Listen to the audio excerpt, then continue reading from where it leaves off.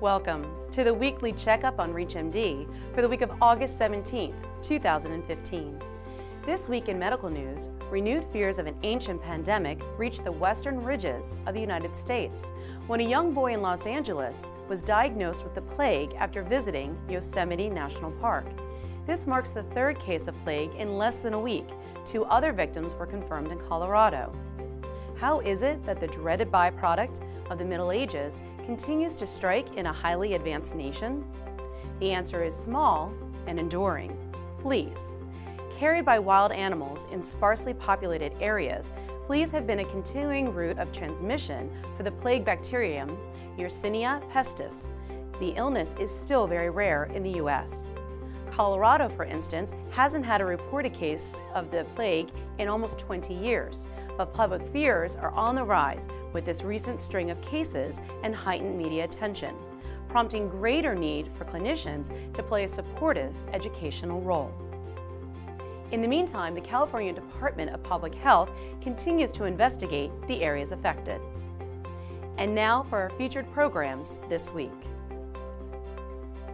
ReachMD's focus on children's health continues this week with Captain Timothy Harrelson. Hear about his efforts to provide medical care to the children in the Middle East. Circle the globe with Autism Spectrum on the topic of autism's culture clash, where we explore differing views on the disorder across the world. Go undercover in the new book club episode titled Stealth Medicine in the White House: The Secret Heart Disease of President Franklin D. Roosevelt. On Primary Care Today, we learn how to better recognize complex presentations of obsessive-compulsive disorder.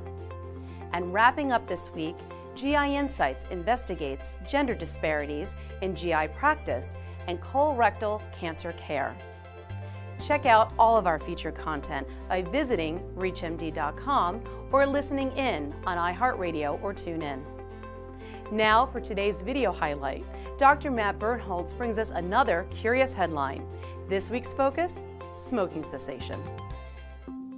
Getting patients to quit smoking is really hard.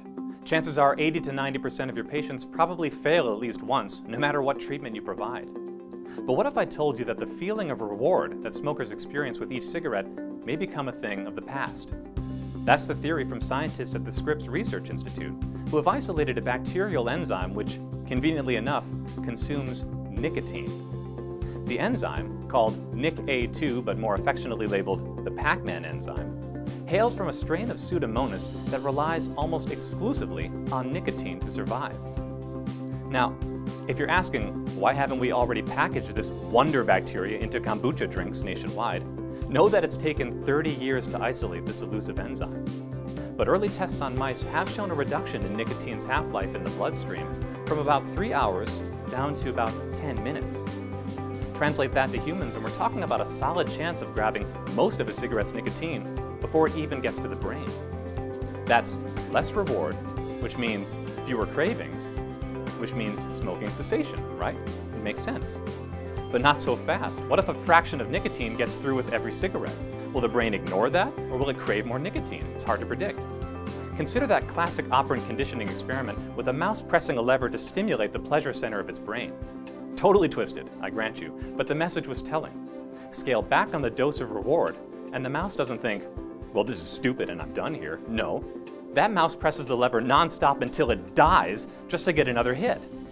Now, I grant you that may be a little different from smoking, but cessation rates are terrible for a reason.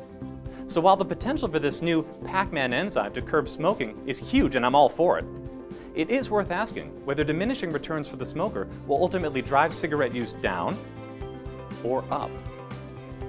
For ReachMD, I'm Dr. Matt Birnholz. Thanks for joining us this week. I'm Sherry Neely for ReachMD, as always inviting you to be part of the knowledge.